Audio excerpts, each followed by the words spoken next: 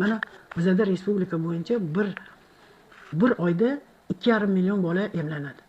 2,5 million bolani emlanib, shu ularni emlash darajasidan o'tishdi. Biz har doim xavfsirab aytib o'tiramizki, ilohim bolalarimizni Alloh o'zi saqlasin va bunaqa o'zgarishlar yuz bermasin. Mana ko'ryapsizmi? Bu bizani harakatlarimiz, Sog'liqni saqlash vazirligini, shifokorlarimizni, epidemiolog vrachlarimizni, immunologlarimizni, vaksinatorlarimizni to'g'ri ishlaganligi uchun bugungi kunda O'zbekistonda vaksinatsiyadan keyin, emlashdan keyin yuz bergan asoratlar yo'q.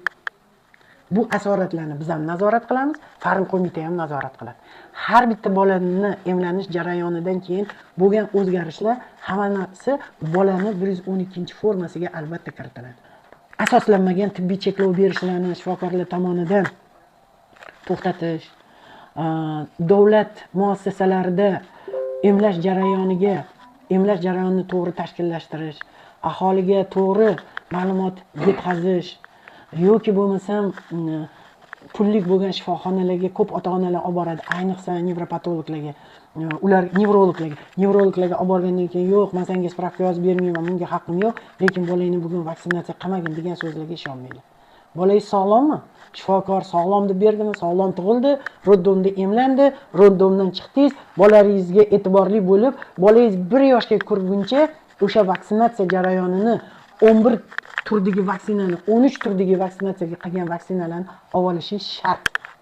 Undan keyin 1 yoshdan keyin revaksinatsiya jarayoni, ya'ni qayta emlash jarayoni bo'ladi. Nega? Chunki bir xil vaksinalarni kuchsiz bo'lib qolmasligi uchun ularni biz qayta emlaymiz va odam organizmidagi immunitetni mustahkamlaymiz. Demak, bola 1 yoshi 6 oyligida 2 yoshgacha ADSM va AKDS vaksinasini olish kerak. Agar bola kasal bo'lsa, ADSM oladi. Sal kuchsizroq vaksina. Undan keyin 6 yoshda qiz ham uni ikkinchisini oladi, poliomiyelit oladi.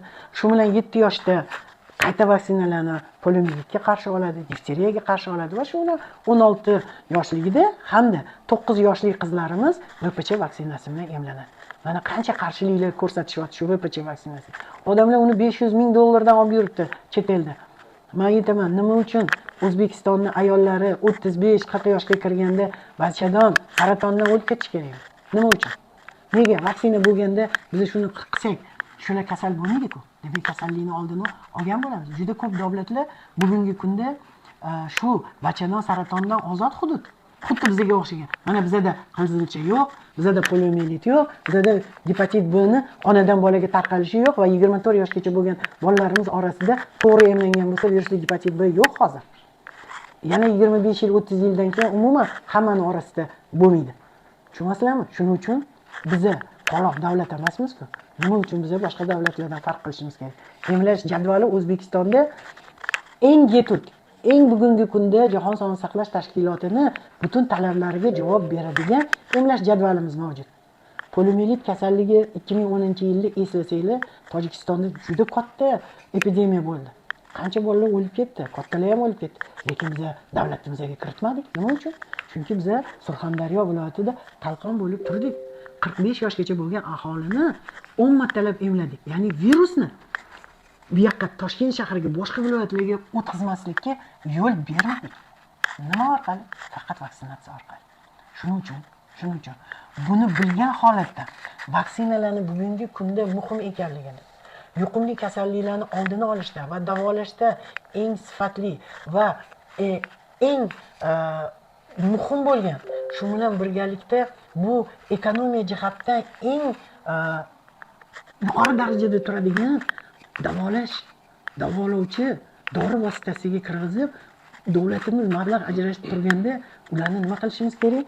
Emlashimiz kerak. Demak, men sizlarga aytib o'taman yana qaytadan. Hech bir vaksinadan nojo'ya ta'sir bo'lmaydi. Qaysi holatda nojo'ya ta'sir bo'lishi mumkin? Qachonki bola kasal bo'lsa yoki bo'lmasa noto'g'ri inyeksiya qilib qo'ysa, misol uchun 0,5 qilish kerak. 0,5 millilitr. Lekin u 0,5 millilitr olmadida 2 millilitr olib qo'yganda nima bo'lishi mumkin? Abses bo'lishi mumkin. Lekin shuning uchun aytyapmiz, u doktorlarga biz sertifikat berganmiz. Agar xudo ko'rsatmasin, bittasida bo'lsa, bu javobgarlik 5 yilgacha ozodlikdan mahrum etiladi. Bu mana qonunda yozib qo'yibdi. Jinoiy ish ochiladi. Qaysi kim bo'lishidan qat'iy nazar. Buni hamma shifokorlar yoddan biladi, bilasizlarmi? Javobgarlikni bo'yniga mas'uliyatni olgan odamgina vaksinatsiya masalasida va emlash jarayonida ishlaydi. Shuning uchun aytadi, bolangizni bugun cho'miltirdim, iltimos bir 3 kuncha cho'miltirmay turing, keyin joyini qashimasin deydi. Nega? Qashib yuborsa infeksiya kiradimi? Kiradi. Infeksiya kirgandan keyin u yerda nima bo'ladi? Yara paydo bo'ladi. Demak, bu vaksinadan emas. Bu o'sha emlashga olib kelgan ota-onaga noto'g'ri tushuntirgandan yoki tushuntirmaganlikdan. Lekin ota-onalar o'zi o'qisa bo'ladi-yu, har bitta vaksina uchun o'qiydigan instruksiya mavjud va bizani elektron saytlarimizda, bizada markazimizda biz hammaga bu bo'yicha instruksiyalar berib turibmiz. Qaysi vaksinalarni qachon qilish kerak? Har bitta vaksinani orasida 1 oylik interval bor. Ana shu 1 oylik intervalni albatta saqlash kerak. Hech qachon ham bugun bolangizni bitta turdagi vaksina, misol poliomiyelitga emladingizda, ertasi kuni pnevmokokka yoki bo'lmasa pentavalent vaksinasiga emlashga biz ruxsat bermaymiz. Hamma vaksinalarni bir vaqtda, bir kunda yoki 1 oylik interval bilan olish kerak. Nega? Chunki organizmga bu vaksinalar kirgandan keyin ular o'tda rivojlanadi, ular o'tda ko'payadi va immunitetni hosil qilishga baravar kurashadi. Lekin ertaga qilsangiz, u organizmda o'sha kurash ketyapti-da, siz boshqa vaksinani yordingiz. Demak, organizmi kuchi yetmay qolishi mumkin va undagi hosil bo'layotgan immunitet to'liq darajada bo'lmasligi mumkin. O'zbekiston Respublikasi Sog'liqni saqlash vazirligi Sanitariya epidemiologik qo'mitasi tomonidan har yili mana shu vaksinalarga odamlarimizda emlangan bolalarni aholini orasida immunitet qanaqa darajada ekanligini tekshirib boramiz. Har yil tekshiramiz. Bolalar emlangan bolalarni olamizda, emlangan bolalarda necha foizga immunitet hosil bo'lganligini ko'ramiz. Agar o'sha bolalarda immunitet tarangligi past bo'lsa, albatta o'sha yoshdagi bolalarni qayta emlash bilan biza immunitet darajasini ko'tarib boramiz. Yana bitta narsa aytishim kerak. Mana sizlarga boya aytib o'tdim. Agar bola, ko'pchiliklar aytadi, mana meni bolam emlandi-ku, lekin baribir qizim bilan kasal bo'ldi deydi. Biz aytamiz, qachon emlandi, qaysi vaqtda emlandi? Yana takrorlab aytaman. Hozirda biz 6 oylik bolalarni emlayapmiz. Nima uchun 6 oylik? Chunki biz hamma joyda aytib kelyapmizki, onalar hech bo'lmasa 6 oygacha emlasin deyapmiz. Chunki onani organizmidagi immunitet o'zi 1 yilgacha yetadi.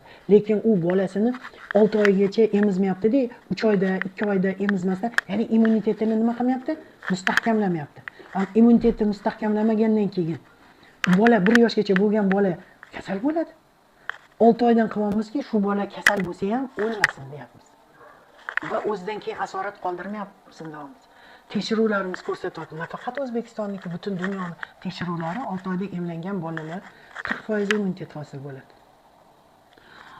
1 yoshgacha bo'lgan bolalarda emlasangiz 80% gacha immunitet bo'ladi. 1 yoshda emlagan bolalarniki 95% gacha immunitet hosil bo'ladi. Bizga berilgan tavsiyalarga ko'ra, qizamiqqa qarshi kamida bolalar 2 marta emlangan bo'lishi kerak. Shundagina ular bu kasallikni yenga oladi. Shuning uchun biz bugungi kunda 6 oylik bolani emlayapmiz. 6 oylik bolalar 1 yoshga kirganda emlayapmiz va 1 yoshga o'tgandan keyin 3 oydan keyin emlayapmiz. Demak, bugungi kunda emlash strategiyamiz shundan iborat. Nima uchun? Chunki bolalarimiz qizamiq kasalligi bilan kasallanib qolmasligi uchun va qizamiqdan asoratli qolmasligi uchun.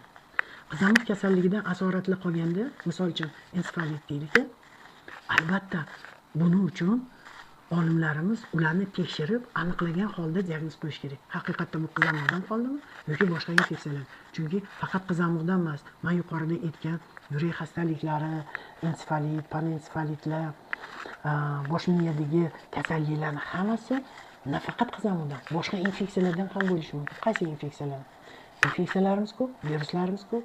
Gripp bo'lishi mumkin, enteroviruslar har xil turlari bor, ulardan bo'lishi mumkin. Shuning uchun jadal holatda va o'ta mas'uliyatni olgan holatda bunaqa kasalliklarni hammasini to'g'ri tekshirib, to'g'ri diagnoz qo'yib, to'g'ri davolashimiz kerak deb doimiy ravishda biz shifokorlarimizga, o'zimizning ma'ruzalarimizda va mana shunaqa aholi uchun, shifokorlar uchun tayyorlangan qo'llanmalarda hammasida aytib kelyapmiz. Demak, emlashga e'tibor juda yuqori bo'lish kerakligini yana ham sizlarga takrorlab aytaman va sizlarda xavf tug'ilsa, chunki emlanishga nisbatan, vaksinaga nisbatan yoki bo'lmasam shifokorlarga nisbatan, vaksinatorga nisbatan sizlarda xavf bo'lsa, bizani 1327 kol markazimizga bemalol qo'ng'iroq qilib bizga murojaat qilishinglarni so'raymiz va biz sizlarga nima to'g'ri javob berishimizni doimiy ravishda sizlarga aytib kelyapmiz. Marhamat, bizga murojaat qilinglar. Biz doimiy ravishda sizlarga yordam berishga tayyormiz.